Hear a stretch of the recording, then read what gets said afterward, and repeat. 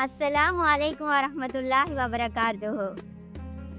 ரமலான் மாத நாள்தோறும் ஒரு நபிமொழி. இன்று நபிமொழி கூற வந்துள்ள நான் ரிசாலா கலாபிடத்தில் அஹதியா வகுப்பைச் சேர்ந்த மாணவி எஸ் ஃபாத்திமா ஹிஃபா. நோன்பாளர்களுக்கு இரு மகிழ்ச்சிகள். முஸ்லிம் கிரந்தத்தில் பதிவு செய்யப்பட்டுள்ளது. நபி ஸல்லல்லாஹு அலைஹி வஸல்லம் அவர்கள் கூறினார்கள், லிசாயிமி ஃபர்ஹதானி ஃபர்ஹதுன் இந்தா ஃபித்ரிஹி வ ஃபர்ஹதுன் இந்தல் லிகாய் ரப்பிஹி. நோன்பாளர்களுக்கு இரு மகிழ்ச்சிகள் உள்ளன. முதலாவது நோன்பு திறக்கும் போது, இரண்டாவது அல்லாஹ்வை சந்திக்கும் நாளில்.